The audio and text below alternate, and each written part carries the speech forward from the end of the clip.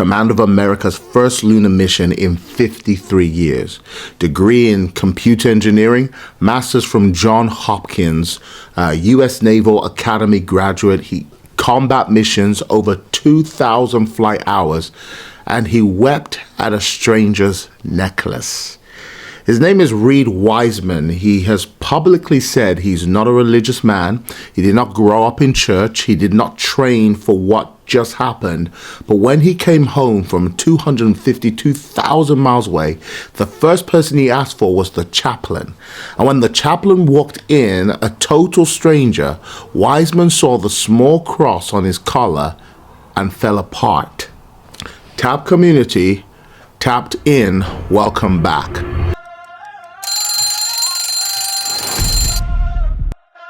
Tap in. Tap in. Yeah, we breaking the code. Truth on the mic, let the fire explode. Faith in the facts. Yeah, we carry the load. This the Tap Podcast, let the whole world know.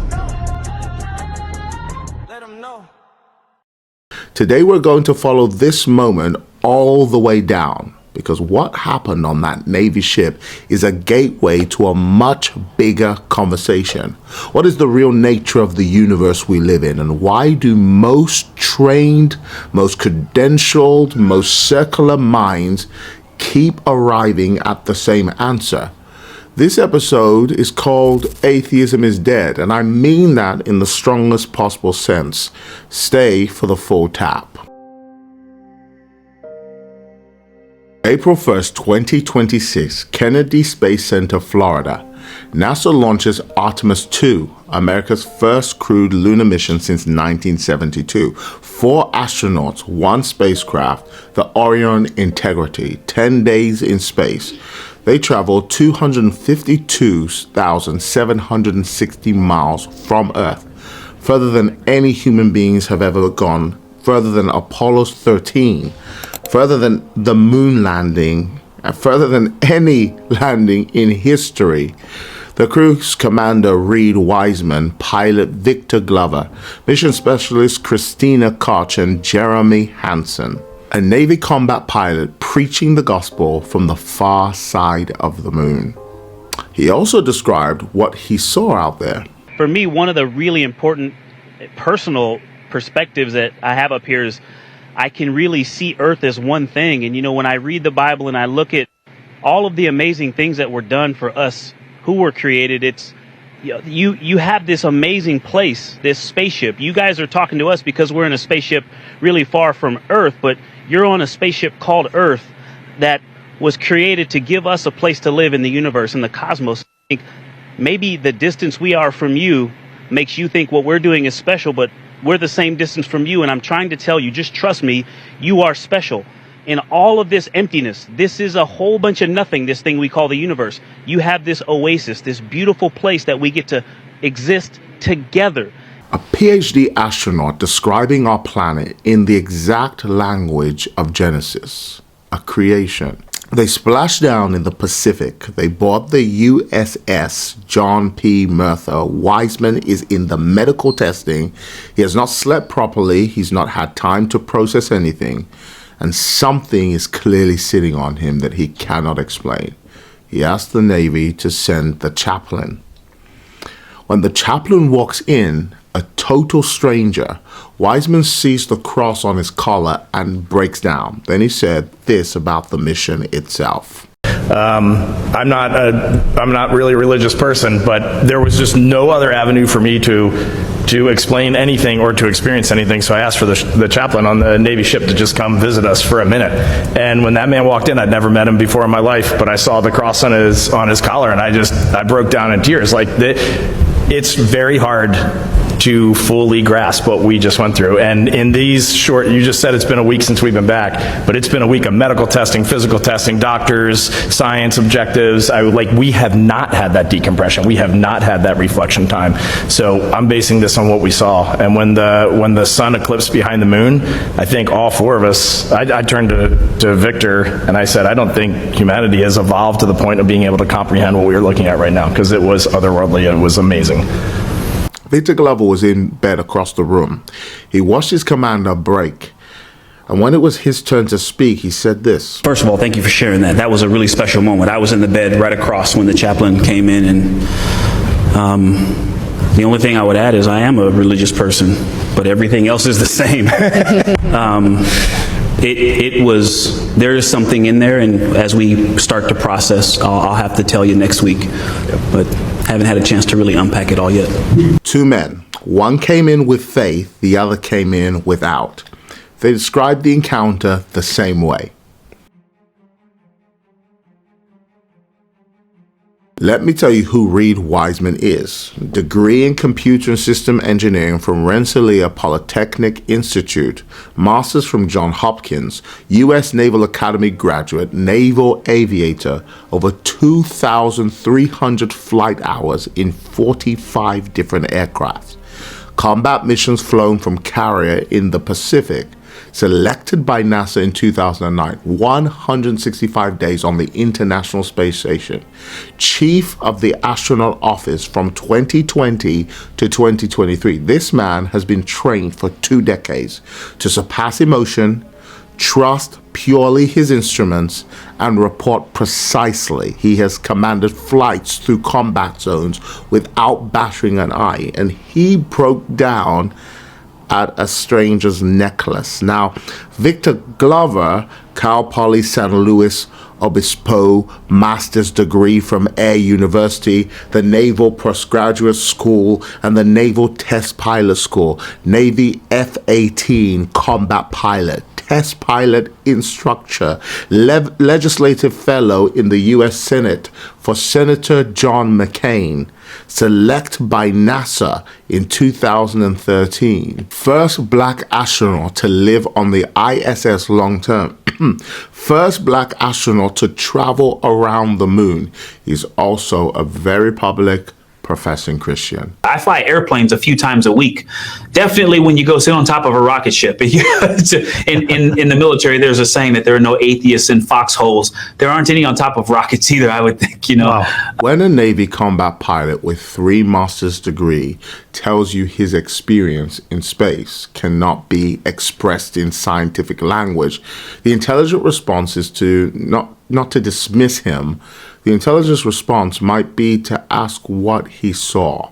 So here we go. Let's answer the question directly. What were they actually looking at? Because whatever Wiseman saw out there triggered something he has no category for. And his own words tell you he knew the universe was wrong for how atheism describes it. This is where the science comes in. For most of the last century, astronomers looked at our solar system and saw wasted space. Jupiter, a gas giant with no life, Mars, an empty red rock, the moon, a lump of dust. The scientific assumption was these planets were accidents of cosmic formations. Then they started doing the math. Jupiter's gravitational field acts as a cosmic vacuum cleaner. It attracts the comets and asteroids that would otherwise hit Earth. Take Jupiter out and Earth gets absolutely obliterated into sterility. Mars plays the same role for the asteroids Jupiter misses. The moon stabilizes Earth's axial tilt. Without the moon at exactly its current size, our season swings violently enough to wipe out surface life completely. Earth's distance from the sun is not a range, one position. Move the planet fractionally closer, and we burn. Fractionally further, and we freeze. We sit in the single window where life is possible. Earth's size is precise. Atmospheric composition, axial tilt, rotation speed, magnetic field strength, every variable fine-tuned, and this goes far beyond our solar system. Every fundamental constant of physics, gravity, the electromagnetic forces, the cosmological constant is tuned to a precision of 1 in 10 to the power of 60. You heard it right. 1 in 10 to the power of 60. Any of them off by just a fraction, and the universe does not form at all. Scientists call this the fine-tuning problem. They call it a problem because it is inexplicable under atheism. The Bible called it something else. Foundations. In Job 38, verse 4, where were you when I laid the foundations of the earth? Tell me if you have understanding. Who determined its measurements? On what were its bases sunk? Or who laid its cornerstone when the morning stars sang together? Written 3,000 years before the first telescope, describing what astronomers are confirming today with billion-dollar equipment.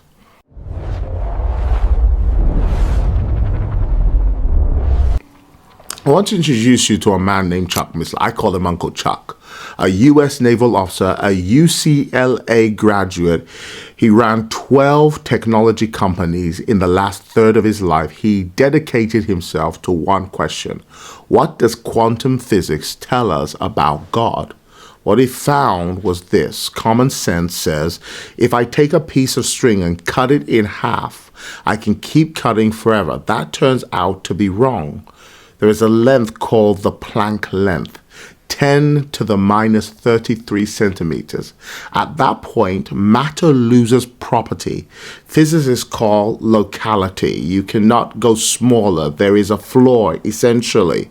The same limit exists for mass, for energy, even for time itself. Everything in our physical universe is made of tiny, indivisible packets called quanta. And if there's a limit to how small things can get, there is also a limit to how big things can get.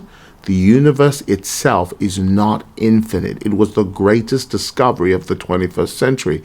The universe is finite. It had a beginning and it will have an end. The scientists are disturbed because they're discovering that some of the constants of physics are changing. And it's very hard to prove, and they're working very hard at that, but it's turning out they are. And what the article points out, that if the constants of physics are changing, that implies that our reality is a shadow of a larger reality. That's their words, not mine. And when I saw that, I just jumped for joy, because that's exactly what the Bible has been saying all along. A larger reality, physicists have now identified 10 dimensions. 4 we can measure directly: length, width, depth, and time. The other 6 are curled up below the Planck length. They can only be inferred mathematically. The spiritual world is not somewhere far away. It is the meta world, the larger reality that our bounded universe sits inside like a snow globe.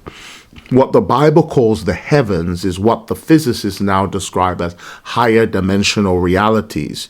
You did not lose heaven. It is still there. You just lost. I know you're enjoying this video, but my team has told me if 90% of you that are watching this video, you're still not yet subscribed, please go ahead and click that subscribe button. We want to continue to provide this great quality content for you. If you like what we're doing, please support this channel by subscribing, liking, and sharing, and also comment beneath that you're a new subscriber.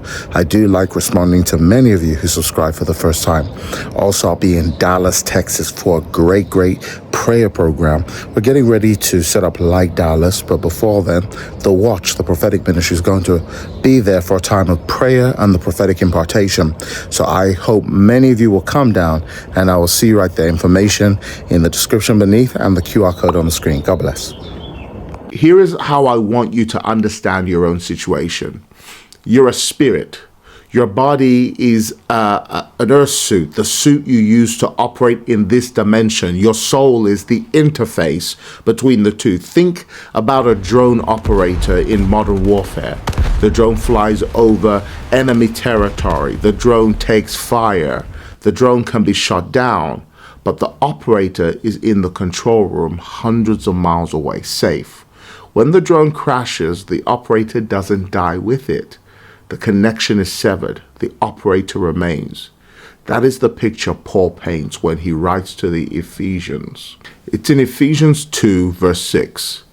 And God raised up with Christ and seated us with him in heavenly places in Christ Jesus, seated with him, present tense. Your spirit is already there. Your body is the instrument on the ground.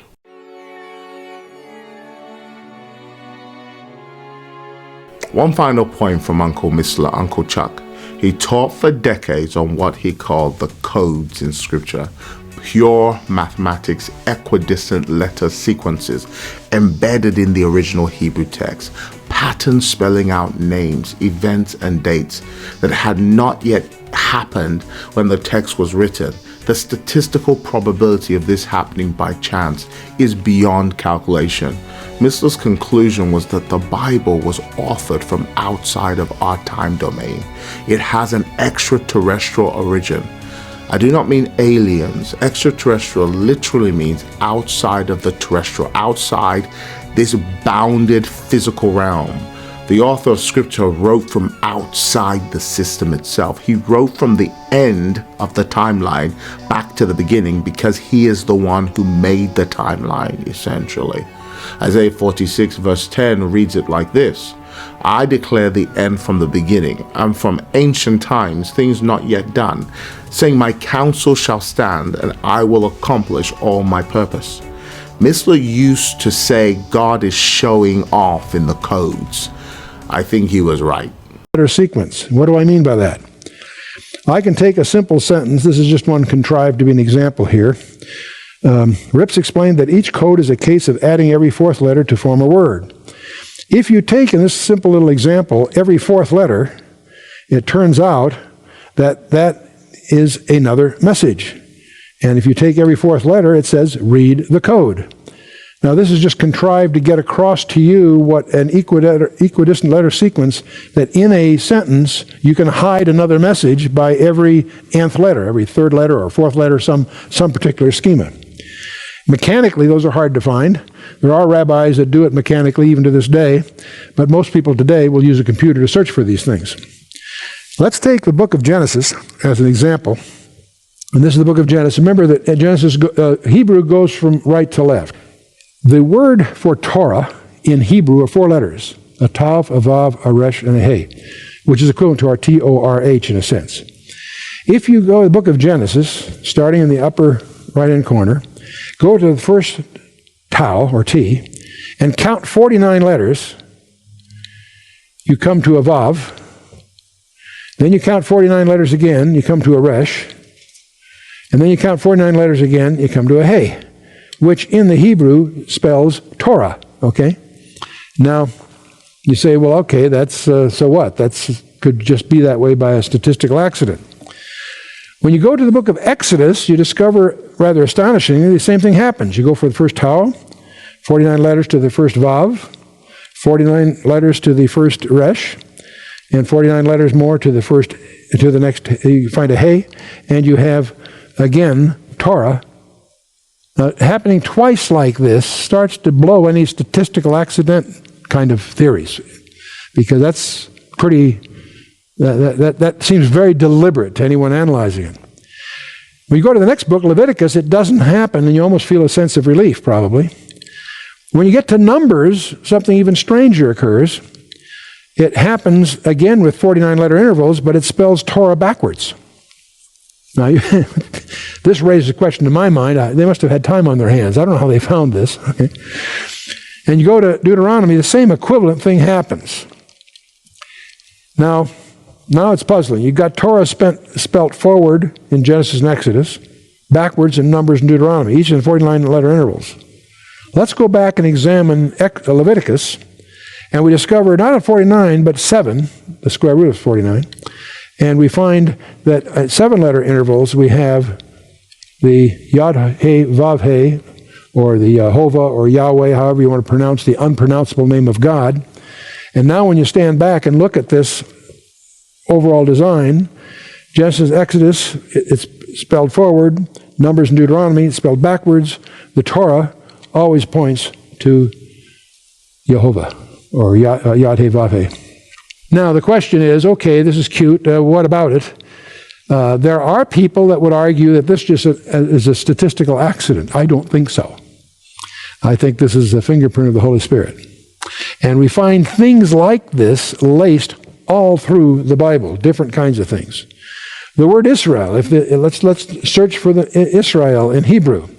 In the first 10,000 letters of Genesis, searching intervals from minus 100 to plus 100, it only occurs twice at intervals of 7 and 50. Now, to a Jew, those are significant numbers, because every Shabbat they cite the Kiddush in Genesis 1, verse 23 on.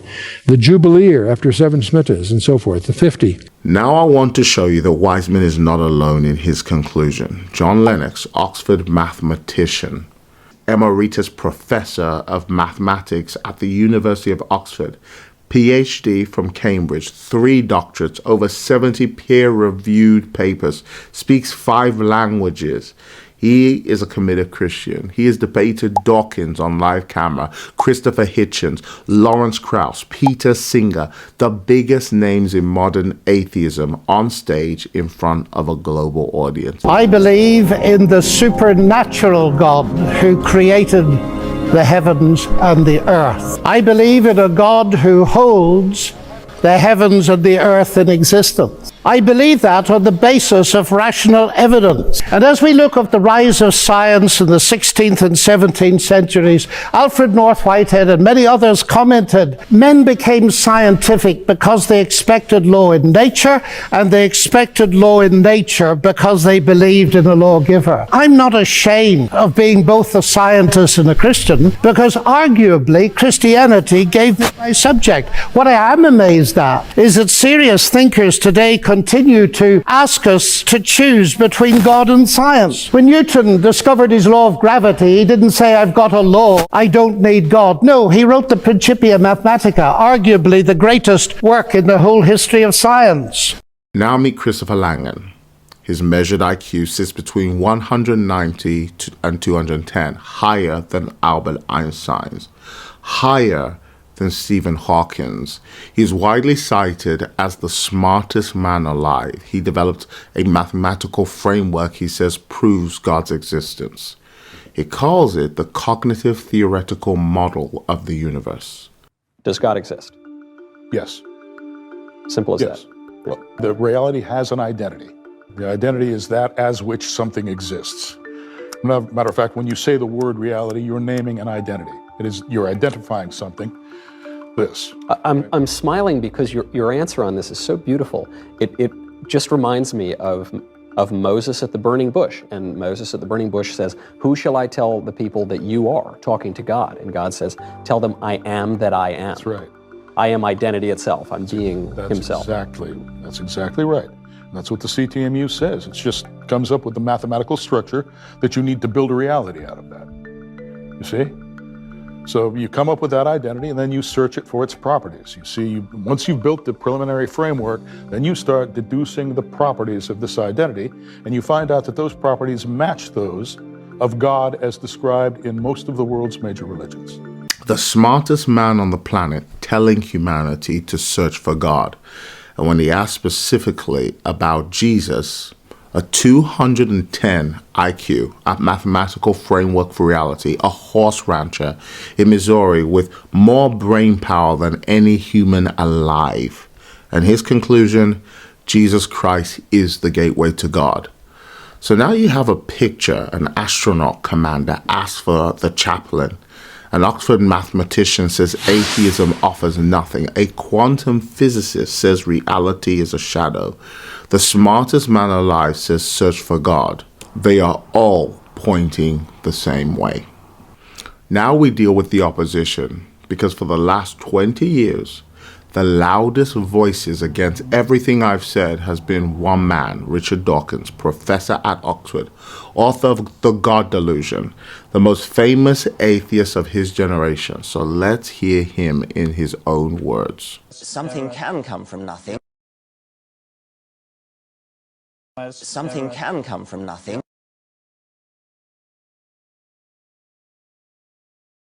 You can dispute exactly what's meant by nothing, but whatever it is, it's very, very simple. And why is that funny? Well, I think it's a bit funny to be trying to define nothing. But the trouble, well, there are many troubles with Richard's teachings, but a fundamental one is that he dumbs down God and he soups up nothing.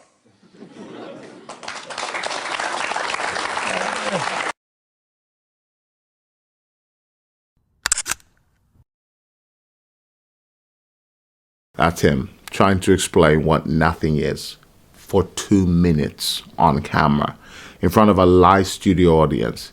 He's the best the other side has, and he cannot do it. Here's another one. Dawkins sat with Piers Morgan recently. Piers asked him the most basic question in existence. What is there before it starts? What is nothing? This is a question for a physicist, not a biologist, but what I would answer to Professor Meyer is that we need to explain complexity in terms of simplicity. And of course it's true that I cannot say what was there before the Big Bang. Let's sit with that. He is saying believers are weak for using God to fill a gap, but his own admission is that he has no answer at all. The atheist position on the origin of the universe in the mouth of its most famous defender is this: we don't know. That's not science. That's not even rationalism. That's just a blank page. There is a smarter version of Dawkins' position. A physicist called Lawrence Krauss wrote a book titled A Universe from Nothing. He says the universe came from nothing. But when you read the book, he defines nothing as quantum fields, as vacuum energy, as space itself. That is not nothing. Quantum fields are something. Vacuum energy is something. Space is something. They had to redefine the word nothing to make their theory work. That's not a scientific breakthrough. That's a magic trick. Nothing produces nothing. That is pure logic. The honest scientific position at t equals 0 is that every model breaks down. The moment of origin is unreachable by any specific method. At that point, the believer's answer becomes the more coherent position, a creator who exists outside of space and time because he is the one who made space and time itself. I want to show you one more thing, because the real story, this moment in Western culture, is the opposition is collapsing publicly. I think part of the reason why the new atheist movement that I, again, was captured by was not sufficient is because, as you say, it didn't fill some kind of gap. And much of the gap, I think, for a lot of people is, okay, so if I believe in the science and that argument and the atheist argument, or I believe in the Bible, I still need an answer to, like, yeah, but so what? Like, what's the point of this? Even in the example of evolution, I get, but why am I evolving? Why am I trying to survive? Yeah. A means to what end? Okay, I'm trying to have more kids, but then why are my kids trying to have more kids? What's the point? Right. And you just keep hitting this wall of like, okay, yeah, but what's the point? What's the point? Am I meant to do something? Is there a mission for me? Right. And I think that question is one that I think about sometimes, which is, no matter what I believe, like, what is the point? And I think that's why the Bible is such an amazing explanation for that, because in a world that tells you ultimately that you're a product of time plus matter plus chance, the Bible looks at you, Stephen, and says you're created with meaning and purpose and intention. You bear the image of God. So there's something that is actually screaming from your biology about who you are that goes beyond the fact that you're not just a physical specimen sitting in front of me, right? You have a mind, and that mind is maybe your brain, or we're not even sure about that, right? So what makes Stephen Stephen? You're not your body. And that's why, I mean, there's this inherent conversation within Christianity about the fact that our hope is not a spiritual one. The end result is the resurrection, right? The reason why Jesus rose from the dead is Scripture calls him the first fruits. We're all going to be resurrected. There's going to be a new heaven and a new earth, and that's the promise of Christianity. That is Wes Huff, PhD candidate at the University of Toronto. He went on Joe Rogan. That episode passed 3.4 million views in 3 days. Then he went on DOAC, Diary of a CEO, with Stephen Bartlett in March of this year. Same result, massive reach. Secular audiences across the English-speaking world sitting still for 2 hours while a Christian scholar explained the historic evidence for Christ. The same cultural moment producing astronauts weeping at crosses is producing PhD apologists going viral on the most secular platforms on Earth. This is not two trends. This is one wave. And here is something about Huff. He was paralyzed as a child. Doctors could not explain his recovery. He has been living his testimony long before he ever needed the argument. Wiseman confirmed it from space. Huff is confirming it on prime time.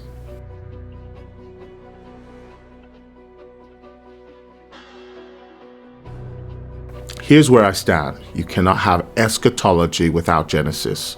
You cannot understand where you are going if you reject where you come from. And where you came from is this: you were created in the image of God. You were designed intentionally by a creator who has signed his work at every layer of reality, from the Planck length to the edge of the observable universe.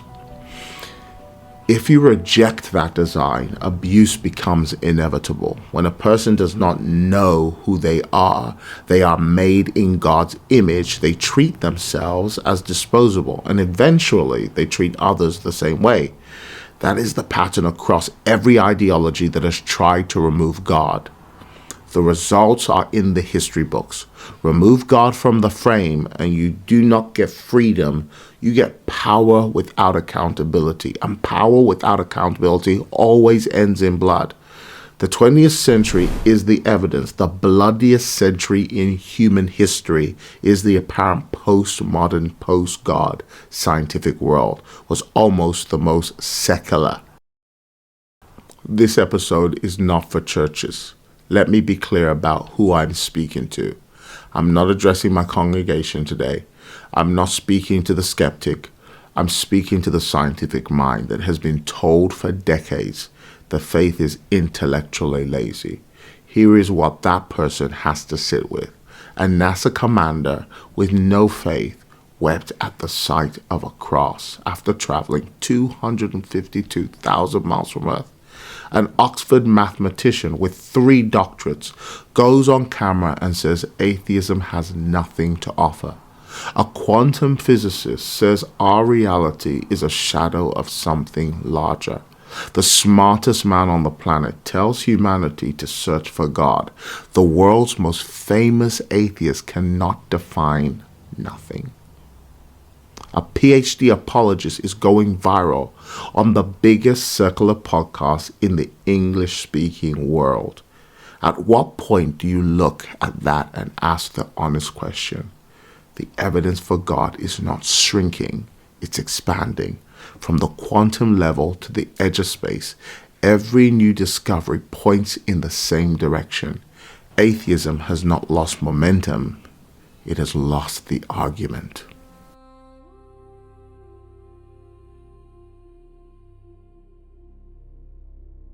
NASA sent its best people to the edge of creation.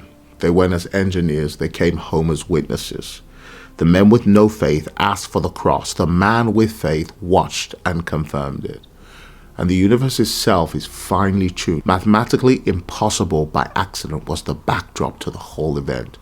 When your best scientists come home from space and weep at a cross, the intellectual case has closed. The only question left is what you personally do with it. 7 things to do right now. 1. Find out who put you here. This is the first most serious question of your existence.